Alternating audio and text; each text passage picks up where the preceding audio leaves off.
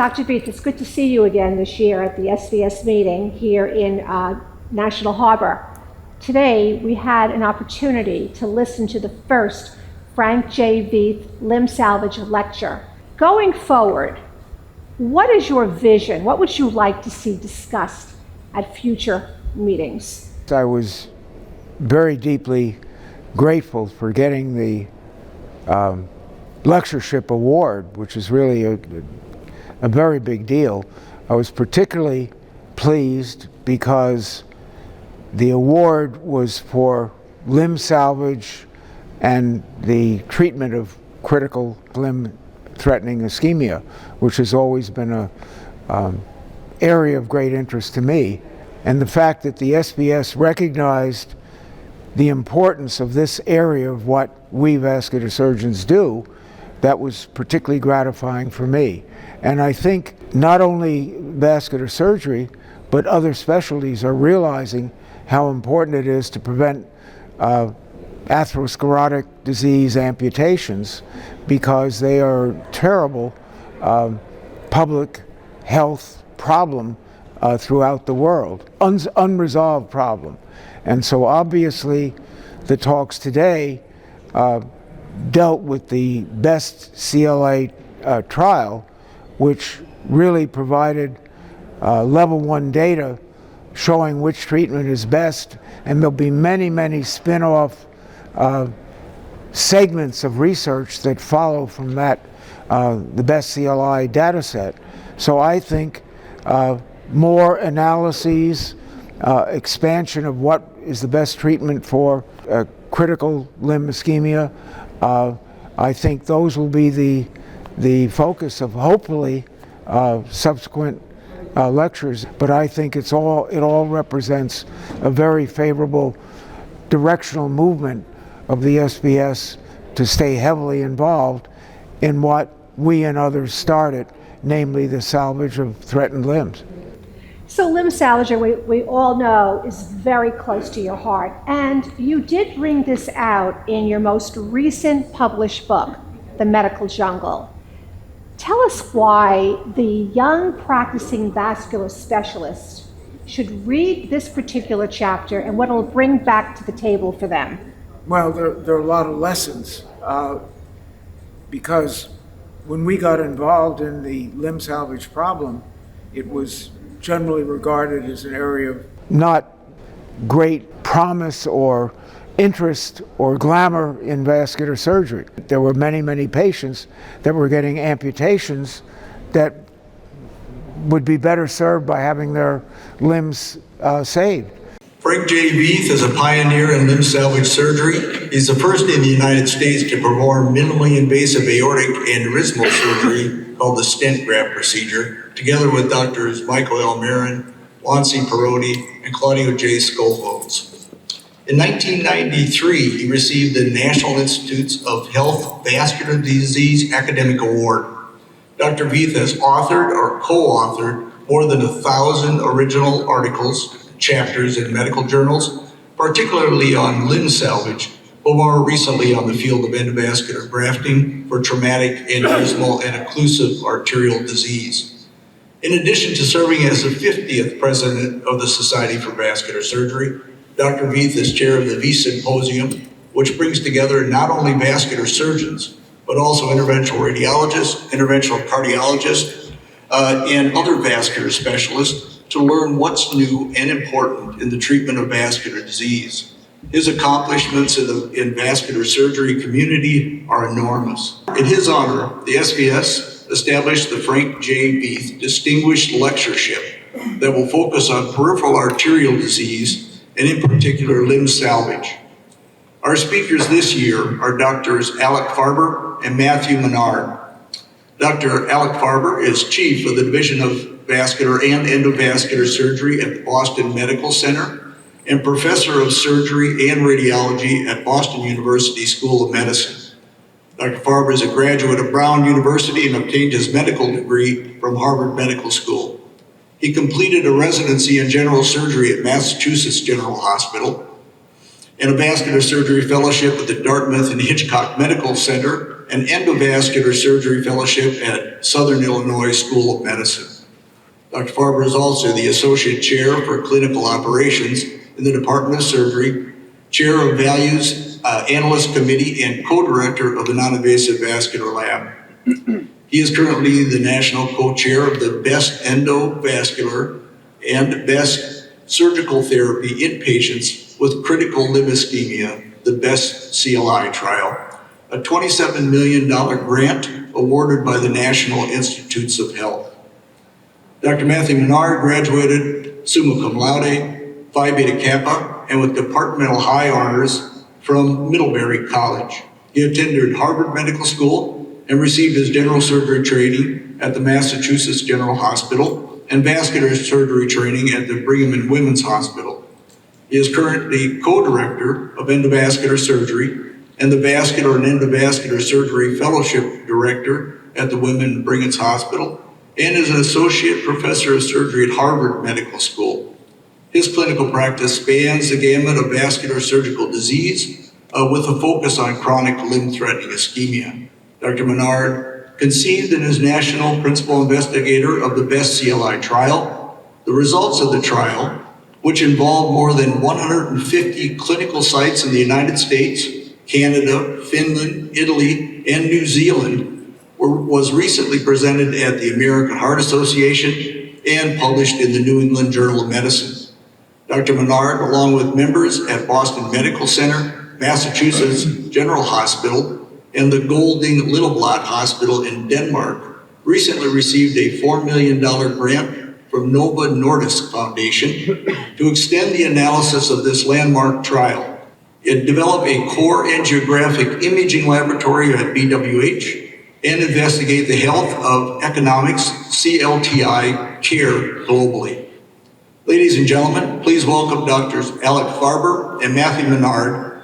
Their Frank J. Veith lecture today is entitled Best CLI, The Journey to Evidence and Beyond. And this is the inaugural presentation of this lectureship and much deserved by the investigators in this trial.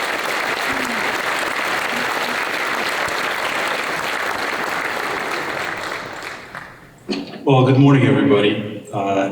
This is an incredible honor. Dr. Veith is an inspiration to me, and I'm sure most of you as well. What I want to do in the next 14 minutes is tell our story and provide a roadmap for others to really encourage others to take a leap of faith, to follow their instincts and their dreams, to answer impactful questions in science. And I want to demonstrate through this talk the importance of certain attributes such as curiosity, belief in the unimaginable, determination, fortitude, and perseverance. So my personal journey started with PAD, started in general surgery residency, and then continued through vascular fellowship and my endovascular fellowship. And when I was in private practice in Los Angeles for the first 5 years of my career, did a lot of PAD procedures. We saw patients like this all the time and did bypass procedures and did endovascular procedures. And then when I moved to Boston Medical Center to start my academic career in 2005, again, the same thing. Endovascular procedures, vascular procedures in these patients. And there were a lot of them. There were a lot of patients with PAD and mostly CLTI at Boston Medical Center. And I felt like I was going in all cylinders. And what I didn't know at the time was that the prevalence of PAD was actually decreasing significantly because of the aging of the world population and the epidemic of diabetes and obesity. And so when Matt and I reconnected in 2005 when I came back to Boston, we both talked a lot and realized that both of actually had very high volumes of CLTI patients. Both of us did bypass and endovascular to treat CLTI. And we found that it was kind of interesting as we talked through our patients that the decision to use bypass or endo for any given CLTI patient appeared really arbitrary, not based on any science, just a sense of what we thought was the right thing to do, and we often disagreed with one another when we talked about certain patients. And so these conversations continued until one fateful conversation that we had at the NSVS meeting at Foxwoods in October of 2007. And at that time, we sort of had this idea about organizing a clinical trial to compare open endovascular strategies in patients with CLTI. And my reality in 2007, and it's similar to Matt's reality, is that I was an assistant professor 2 years into it. I had a very thin CV. I never received a grant. I was a Prevent 3 investigator when I was in private practice, but I had no other experience with clinical trials whatsoever. And so as we wrestled with this idea, there was a lot of insecurity and uncertainty. We sort of asked ourselves these questions, could we take this on? Was this possible? Were we really the right people to do this? And often the answer was probably not. We looked at the literature as we were thinking about this, and there was a lot of data out there, but it was limited. And there was only one randomized trial in the space, basal trial, and we read and reread the trial, and were impressed with it, but we felt it really didn't answer all the questions that needed to be answered. And so in March of 2009, I actually called Bob Zwolak, who was president-elect and a mentor of mine from Dartmouth, and I talked to him about our idea. And he validated it. He thought it was a great idea. He told me that SVS was actually working on a mechanism to help with such projects. And he advised me to talk to Ron Dahlman, who was the chair of the Research Council. Called Ron. He thought it was a great idea and thought that really we had to just reach out to the NIH. And so I Googled the NIH, Division of Cardiovascular Diseases. I got a phone number there, and I called that number. And I got the acting chief of the vascular biology and hypertension branch on the phone. I sort of told her why I was calling, and she seemed interested. I thought she was going to hang out with me, but she didn't. She actually explained to me the application process for grants with direct cost of more than $500,000. She assigned us an NHLBI program officer, Diane Reed. The reason there's Diamond here is because Diane Reed is a gem. She is somebody without whom none of this would be possible. And it's really, it points out the importance of the program officer of the NIH in efforts like this. And so she invited us to proceed. I called Matt, I told him about this conversation, and this is sort of how we felt. But despite this, we decided to actually go forward. Then we asked our mentors for help. So we talked to Rick Powell and Mike Conti, and we pitched them this idea, and they were supportive. I'm sure they thought that we were nuts. And I'm sure they questioned whether we were the right people to actually do this, but they didn't show that, at least not to me. And they were very supportive of this, and that was great. We also talked to a few other experts. We talked to Mark Krieger, who was the head of vascular medicine at the Brigham Women's Hospital at the time. I talked to Andrew Bradbury, who was the architect of the basal trial. Again, they were very supportive of our efforts. And so with this team on board, we started diving into the work that needed to be done. We screened and eventually chose a data coordinating center, because you need that to run a trial. And then we worked to focus the idea. We talked about the exact question, what about the trial design, and which patients are we really going to look at, and who are the investigators going to be. We actually thought that vascular surgeons should do the trial because we had the equipoise. We did both procedures. Primary endpoint, secondary endpoint, entry criteria, statistical power analysis. I can spend several hours talking about this slide. I'm not going to do that. You can imagine the complexity of it all and how all of this intersects with one another. We also realized that to apply for a grant, we needed preliminary data. And so we approached Jack Cronenwood and asked him to allow us to survey the vascular study group of New England, because we wanted to understand the practice patterns of vascular surgeons. We wanted to understand what sort of equipoise was out there. We felt there was equipoise, but we wanted to see evidence of that. We wanted to see if there was any interest in the trial. And so Jack helped us in this way, and this was very successful. And we used this for our eventual application. We also did another survey of prospective PIs later. And so on October 8th, 2009, we flew to Washington, D.C. and met with the NHLBI group, and we proposed this concept of a trial. We argued that it was needed, given the fact that there's not a lot of literature out there, similar kind of literature out there, that it was timely, that it was relevant to the national healthcare mission, that had high impact on population health, it was feasible, and if you can believe the chutzpah that we had, we actually argued that Matt and I were actually uniquely positioned as vascular surgeons to organize this trial because we understood the equipoise, and we had a dream team doing this. So in November 15th, 2009, we submitted the letter to request permission to submit an R01 for $19 million.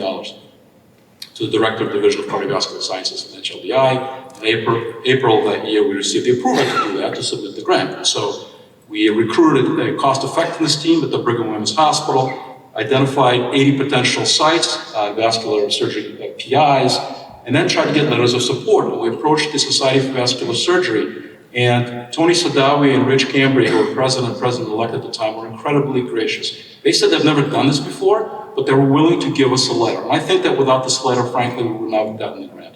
So they did that. We also approached other entities listed on the slide who kindly also gave us letters of support. And so in June of 2010, we actually submitted the R1. It was hundreds and hundreds of hours of work, but we finally did it.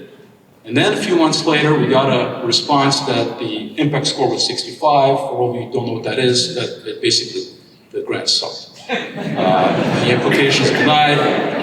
And they gave us all these reasons, and so I'll just focus some of the reasons. So insufficient engagement of other specialties. Their point was, if we're going to fund you, you have to have all the stakeholders have to be at the table. And they were completely right, and we were completely wrong about not thinking like that. They also told us that we needed to ask for more money. And they basically said to us that our experience was actually minimal. And that was sort of, after we read this letter, it was pretty disheartening. We felt completely defeated. But nevertheless, we decided to proceed forward. And so we traveled to the NHLBI to respond to the criticisms and to ask permission to resubmit the application with an expanded budget. We added Kenny Rosenfield, who's an interventional cardiologist at the Massachusetts General Hospital, as a third national PI. We expanded our executive committee to include other people from vascular medicine, for interventional cardiology, interventional radiology. I'm sure you recognize many of these names. These are people who had significant expertise in the space of PAD. And then we had a summit of these individuals. August 17th, 2011, we got everybody in the room, and it started on the left, like the slide on the left here.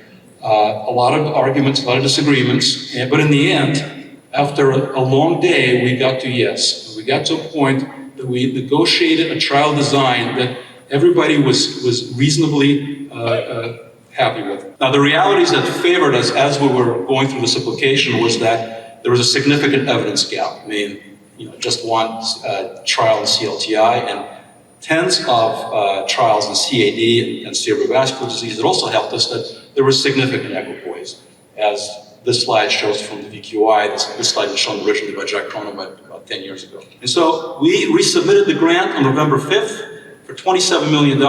We received an input score of 23 in March. In June, it went to the NHLBI Council, and then we were told that it's on the desk of the director. And then continuing resolution occurred, which means that the Congress basically stops doing any work. And so we didn't know what would happen, and waited, and then eventually a year later, we got a call saying, hey, you got the grant, we're going to release the funds. And so then we were privileged to be able to execute the BEST CLI trial after all of this. And the goal of the trial, of course, was to look at treatment efficacy, functional outcomes, and cost. We had developed a complex trial organizational structure, which was really a study in administration. It was actually fascinating. Many years spent during the execution of the trial, really not in science, but in administration. How do you get people to do what they promised to do? How do we get people to collaborate and that sort of thing? We had 150 sites, more than 1,000 investigators. The first patient was enrolled in August of 2014. Enrollment ended in October of 2019. We were able to randomize 1,843 subjects, and as you can see, this curve was readjusted multiple times. This is the enrollment curve. And the reason for that is this trial was extremely difficult to enroll. There were multiple curveballs. There were a lot of obstacles to site activation. There were a lot of obstacles for enrollment. We were basically comparing an invasive procedure with a less invasive procedure. And even though community equipoise existed, personal equipoise was an issue. Any given patient felt strongly about what to do with any given patient, even though their partner in the same group might feel completely different. It was a tough nut to crack. We felt like traveling salesmen, traveled to 120 sites, 31 webinars, 21 teleconferences, investigators meetings, CLI dinners. We engaged the coordinators. We had a social media outreach. It kind of felt like Sisyphus for many years. And then the consensus meta-analysis came in and threw a wrench into our trial. And then COVID happened. We were frankly lucky that COVID occurred when the trial was in follow-up, not in enrollment, otherwise it would have completely ruined us. And then, of course, we ran out of money. We approached societies, including the Society of Vascular Surgery, and they kindly supported us. So I just really want to stop and thank the Society of Vascular Surgery, but also other societies like Viva Physicians and the New England Society. I'm not going to go through this in the interest of time, but these people believed in the trial. We needed the money so that we could finish the trial and so that every patient would have at least 2 years of follow-up, so that we had a 90% power to actually answer the question that we were posing. We also approached industry, and incredibly grateful for the amazing response that we received from industry. I want to thank all of these companies that actually gave us money, which was really unbelievable. In the end, we raised $6 million for Vascular Society industry. We're incredibly grateful. I also want to thank everybody in the room who was involved in Vascular, because frankly, we could not have gotten it done without all of you.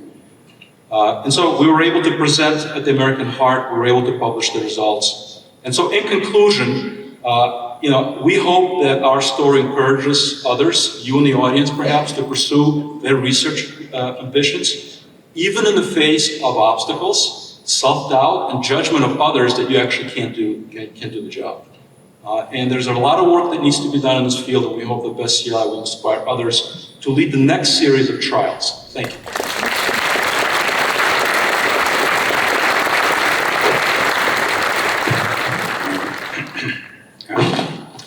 Echo Alex's appreciation for the honor of being here today.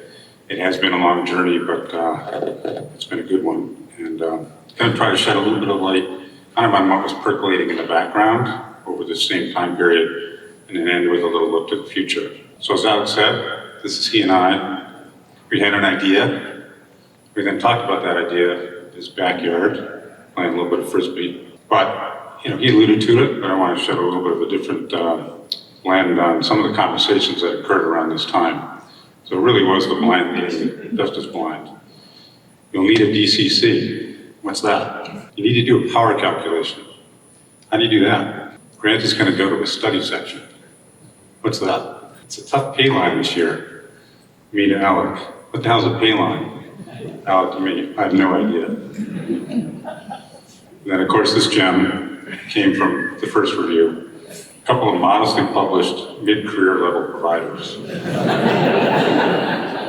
Pretty generous.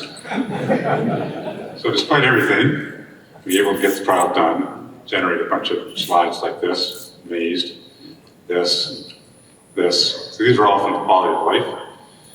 To this day, Alec refuses to give the quality of life presentation. Why is that?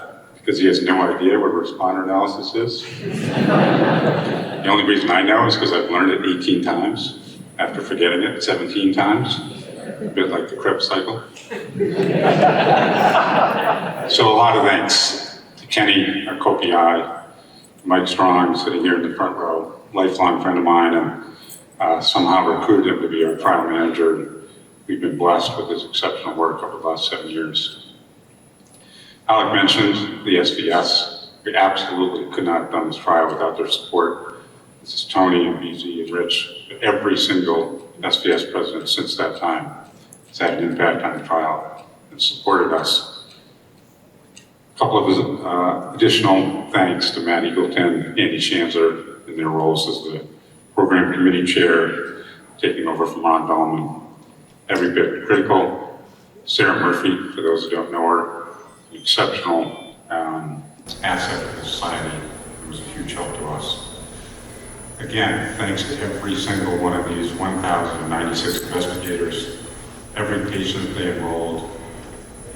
It's just impossible to explain the appreciation for the effort that all the societies, every single surgical society stepped up and gave some portion of their funds to help us get to the finish line. Industry, exactly the same, stepped up, knowing that they didn't know what the result was going to be. This could be detrimental to their bottom line, and yet they still supported us. These two guys, an enormous support network for us, lifelong mentors. Every time we called, they answered and gave us invaluable advice. Just a word on Frank. In the beginning, there was Frank, and it's possible to underestimate how much of a maverick Frank has been and the enormity that he has contributed to the field. I like Frank because he's a bit crazy, like I am, in terms of how he looks at the foot and CLI and challenges. I've done a lot of procedures in the foot. I've done a lot of endarterectomies of pedal arteries, branches of pedal arteries, did vein patches. There's one thing I haven't done, Frank did a long time ago. He did a prosthetic bypass to the foot.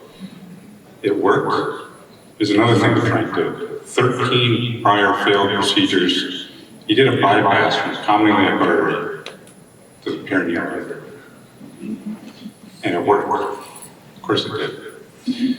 So I don't know if some of the audience have never seen a Frank lecture. Consider yourself initiated. This is him extolling the virtues of endovascular therapy long before anyone else thought it was important to do so. So my conclusion is that Frank believes, usually well before the rest of the pack has caught on. Just a look in terms of the status of the field over the last couple of decades and the progress we've made. So we now have risk stratification tools that are very useful. We have moved on from Fontaine and Wagner and Rutherford, and we have Wi-Fi. We've moved on from Bollinger and Task. We have the global guidelines. And we have GLASS, and we have PLAN. We also have method therapy that we never had. Words that we can't pronounce, or PAXR, PCSK9 inhibitors, evolocumab. These make a real difference, not just in Veith, but also in male. We have Compass, we have Voyager. So surgical bypass all started in 1948. Endovascular therapy all began in 1964. This is crazy Charles' daughter from Oregon. 2 weeks ago, I gave a talk at PEL, Great Divide, endo-open turf battles, past, present, and hopefully never more. I held a fun, created a little mock CME credit. By the end of this talk, the audience will hopefully understand how turf battles in the vascular community have been, and still are, distracting, destructive, highly counterproductive, and of very little service to our patients. I charge the audience with sincerely agreeing to do their part to fight an entirely new battle, and that is to move beyond this 25-year-old paradigm of endo versus open. Recognize perhaps the unconscious bias that we all bring to this game, and to never again pit these complementary strategies against each other. So if I was tasked with figuring out when the endo turf battles began, I'd point to this day, March 9, 1964. This is a requisition from a surgeon to Charles' daughter, the same one. And you can see on the bottom, all caps, visualize, but do not try to fix, exclamation point, exclamation point, exclamation point. You can just feel the tension and the animosity. What is he saying? Basically, stay in your lane, Chuck. Lots of technology came down the pike, lots of endo, lots of this behind the scenes and not so behind the scenes. Just pulled this paper that Chris White wrote, touching on the carotid stenting, endarterectomy versus carotid stenting battles. We were fortunate, incredibly fortunate, to recruit Chris to be one of our co-chairs of our executive committee, and a stroke of genius to ask him to do that with Mike Conti. And they did an exceptional job of ushering us through. So by the time we put the trial together, the endo bullet train was motoring along pretty fast. A lot of vascular surgeons kind of felt like this in terms of their cardiology interlopers. Ever had that feeling of being at a party you weren't invited to? Ever been told to get lost? Basically, stay in your lane, cardiologists. And not surprisingly, they didn't really think much of that advice. This is the anatomy of this very turf war at the Brigham, where I've been my entire career. This is Andy Eisenhower, an exceptionally talented endovascular cardiologist. And he truly believed that referring a CLI patient for surgery represented a failure. You could just imagine how well Mike Belkin got along with Andy Eisenhower at the Brigham. Lots of meetings over this time, pretty much focused on endovascular, Link, Joint Cross, Viva. I dug up this editorial by Russ Sampson, who was the editor of the Vascular Specialist, called Disappearing Act 2016, talking about all these meetings. Surgical treatment had been all but banished from the program. It was as if surgery for CLI had never been invented. DeBakey, Veith, Porter, Manick, Leather, Darden, Bergen and Yao, and all the other pioneers of modern vascular surgery, fictional characters in an Alice in Wonderland rabbit hole. Again, best CLI. We did our best to meet the expectations of the NIH, and to invite everyone and do our best to get them to get along. And we did succeed. Just take USC and CAC and Vince Rowe, and the biggest enrollers in the trial somehow pulled it off. But the truth is that interventional cardiology and interventional radiology have brought decades of innovation, an innovative spirit and mindset, and tremendous technical skill to bear on PAD. And the field has been pushed or dragged forward far quicker than would have been otherwise. It's interesting though, over time, the sand shifted a little bit and became less surgeon versus interventional cardiologist and more open versus endo. It's truly a miracle to me that over the course of the trial, which first started in 2007, there wasn't some endovascular breakthrough that rendered the entire question moot. But it didn't. Often it seems like we were doing something insane, like trying to save the floppy disk with a typewriter that over your phone, or God forbid, the mullet. This is a picture of Rich Cambria as a high school student. But the reality is that the truth is that surgical bypass might disappear tomorrow if that magic endo bullet finally arrives. And the other truth is that's fine. That's actually okay. If I were to be charged with citing the silliest fights of all time, what would I choose? Probably the South versus the North, Democrat versus Republican, private practice versus academia, and certainly endo versus open. Seriously, I thought we learned all about this in high school reading Romeo and Juliet. Can you imagine surgical oncology denigrating radiation therapy or simply ignoring chemotherapy? Of course not, so why would CLTI be any different? BEST was a long journey, ultimately successful, but truly it's just the beginning. But let's be real in terms of what we've accomplished. That little dot on the right, we made it a little bit bigger, 6 times bigger, to be honest. There's an enormous opportunity ahead of us. Fortunately, a couple of good things have happened. Somehow we caught the attention of the American Heart Association. They have 30,000 members and they have 40 million volunteers, mostly women. And they care about what we care about. This is a white paper from them to reduce amputations. This is another one to increase the use of patient-related outcome measures. As Dr. Dawson mentioned, we've been very fortunate and to receive a grant, a very generous grant from Novo Nordisk. What are we going to do with that money? We're going to extend the analysis. We're going to undertake a cost-effectiveness analysis. And we're going to collect all the imaging. This is just a little flavor of what's to come. A lot of people in the room are already busy tackling a number of questions that need to be answered from this data set. We were able to put together a collaborative called the International Best CLI Collaborative recently in Copenhagen. Brought some experts from around the world dedicated to CLTI care, the entire mission to improve care and outcomes for CLTI across the globe. One, by understanding the scope, continent by continent, country by country, doing an economic profile not just in the US, but across the world, define the entirety of the CLTI patient journey, just a few of the things that we're hoping to do. A word on the imaging, incredibly important to understanding who was in the trial, the complexity of disease, and generalizability.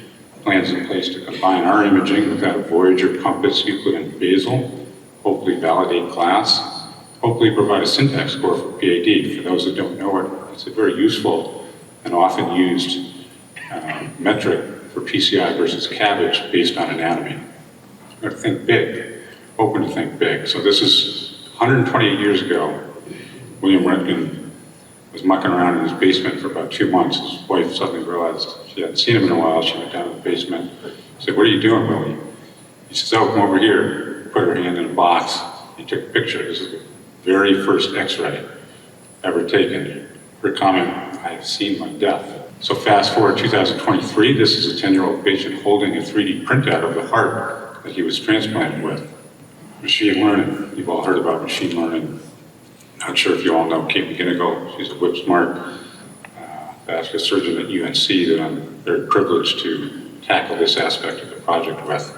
What we're hoping to do, so another look back. This is weather prediction 1979. This is Clem Darling. This is right before he went to medical school. He's predicting the weather here in Scotland. And about that time, you could predict the weather about 12 hours into the future. Fast forward 2023, about 7 to 10 days in the future. This is a wind map. Mike Strong is a big sailor. We're just looking at it one day. My brain kind of went to this place. Gee, that looks a lot like carotid arteries. So the concept is if you can add computing power and AI to the limb-specific data from randomized controlled trials, the sky's the limit. Maybe just maybe a syntax score on steroids. So just to wrap up, huge unmet needs locally and globally. These are a couple that I put together. We need to figure out what's killing all of our CLTI patients. This is Andrew Bradbury's slide from Basel 1, 7-year mortality of 70%. Essentially, it's 10% a year, pretty steady, even higher if you're frail. We need real-time assessment of foot perfusion. We need to know exactly how much perfusion is necessary to resolve ischemic breast pain in Joey or heal that fifth toe ulcer in Sally. We need a perfusion index. It's a little nuts to me that in the current era of crazy tech and wearables, we don't have a really smart Band-Aid or a little toe ring. I think the right people must not be talking to the right people. We need a major research trial frame shift akin to oncology and cardiology. Not, will you please consider being in this trial? Which of these trials would you like to participate in today? We need to define what best endo is, move beyond this, well, I know it when I see it. We need to define it, get it into the guidelines. We need to teach it to everyone. We need every trainee to emerge with outstanding skills in open bypass, outstanding skills in endo, and every trainee to emerge with a judgment to decide when to use open, when to use endo, when to use a hybrid approach, when it is appropriate to be an extremist like Frank, and when it is not. These are the trends in mortality in the oncology world over the last number of decades.